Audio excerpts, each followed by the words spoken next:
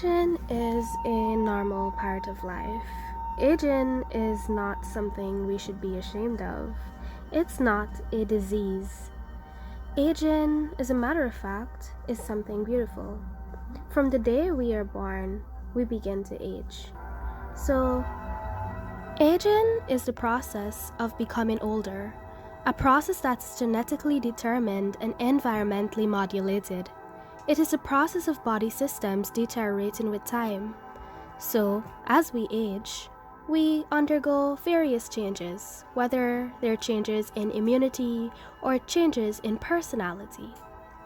As we get older, our immunity begins to weaken, and we become more vulnerable to diseases and illnesses.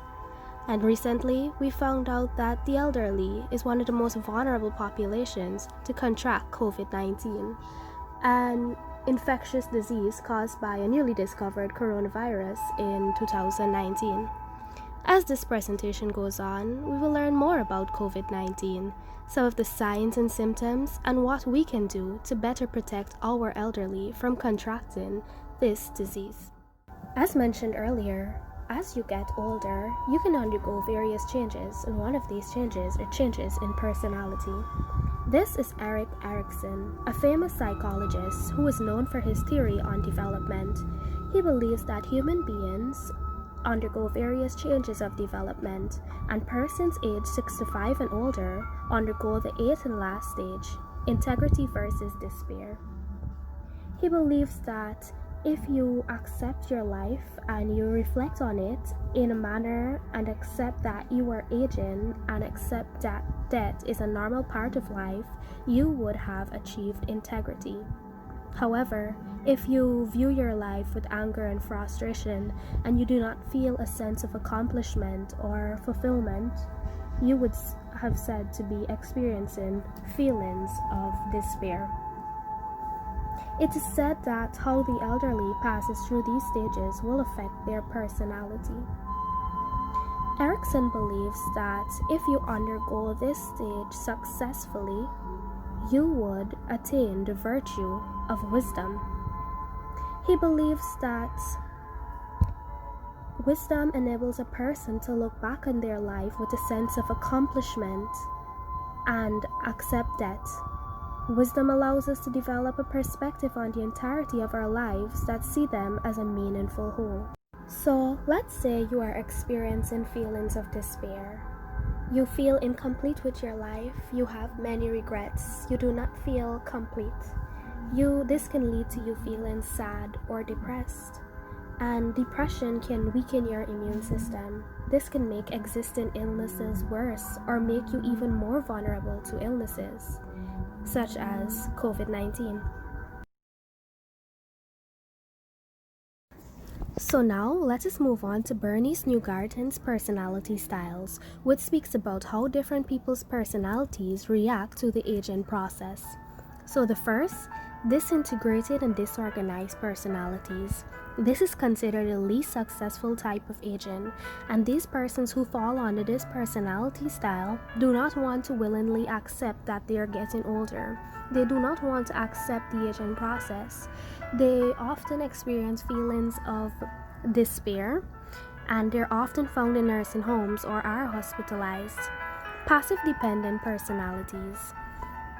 They're persons who become fearful with age. They have a fear of falling ill, fear of the future, fear of their own inability to cope.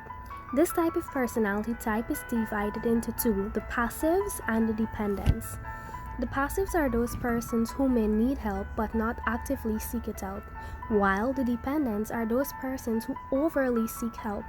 They become overly dependent on their caregivers or the persons around them. They may seek out help when it's not even needed. Defended personalities. These persons tend to try to fight the aging process. They view aging as threatening, and they seek to shield themselves from it. They may even attempt to act young. They exercise vigorously and engage in very youthful activities, as if they were trying to turn back the hands of time. Integrated personalities. This type of personality is viewed as the most successful type of personality. These persons accept that they are getting older. They accept the aging process and they accept that they are not 20 or 30 anymore. They're willing to accept that they are getting older and that they one day may not be here anymore.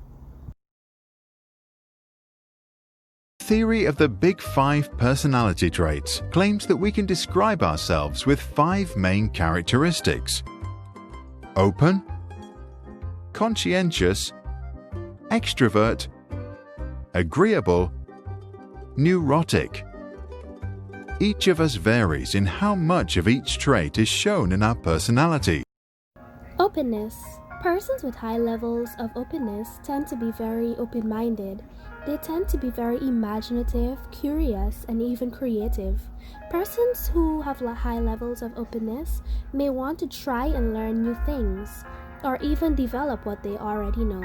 Persons with this type of personality may be intrigued by COVID-19 and do various research and want to stay up to date with COVID-19. Conscientiousness.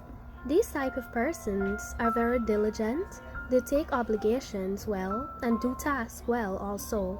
They're very reliable, well organized. They're the ones you can depend on because they're very responsible.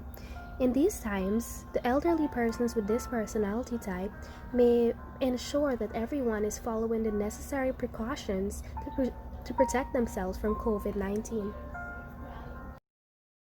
Extroversion. Extroverts tend to love to socialize. They love social gatherings and are often very talkative and outgoing. Many times they are considered the life of the party because they are so bubbly and bursting with energy. During these times, because they cannot socialize like before, they might feel a bit down at times, but they would still try their best to communicate with the loved ones, even if it's by calling or texting. They're the ones eager to be outside again so they can socialize. Agreeableness. Agreeable persons are kind, sensitive, optimistic, and they get along well with others. They're very friendly and warm. These type of persons may reassure the others that everything is going to be okay and soon COVID-19 will all be over. Neuroticism. Persons with this type of personality trait tend to feel more anxious, worried, fearful, angry, frustrated, guilty, and tend to experience more depressed mood and tend to be more lonely. During COVID-19 and being quarantined, these type of persons may be extremely fearful or extremely anxious about what is going on right now.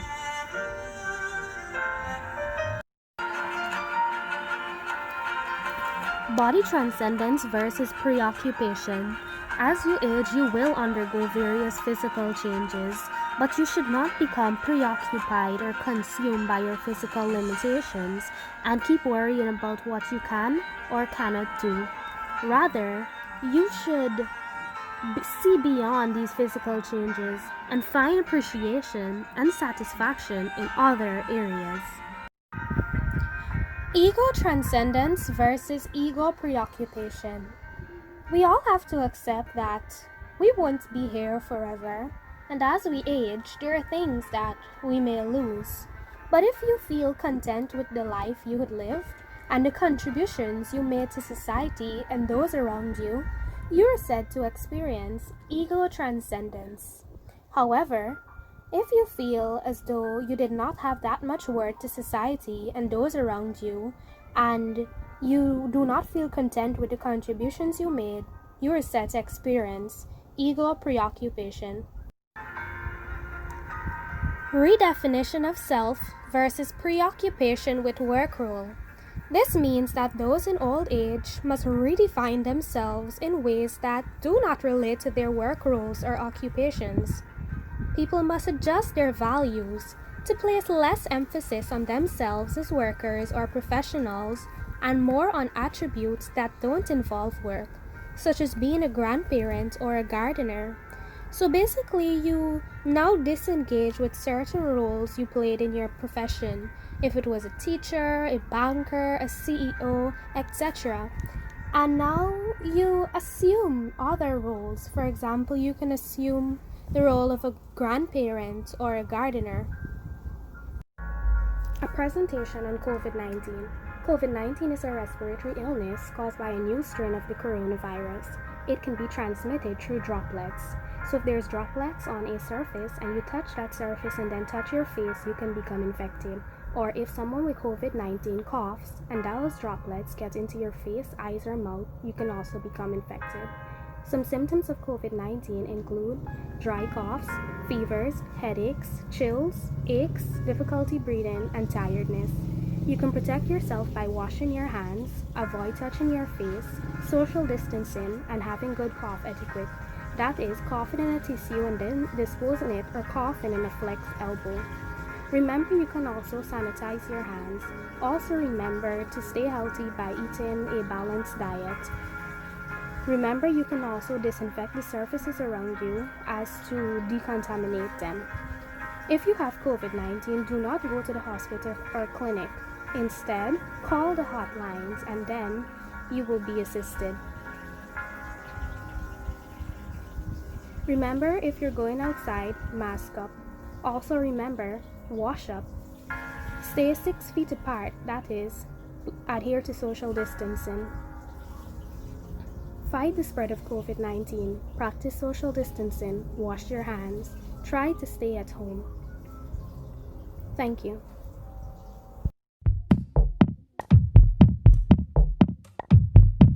Caregivers should understand that their loved ones are going through many changes, whether it's physical, mental, or emotional, and they shouldn't blame themselves for the behaviors exhibited by the elderly. Rather, they should try their best to be patient and learn more about the changes that the elderly undergo.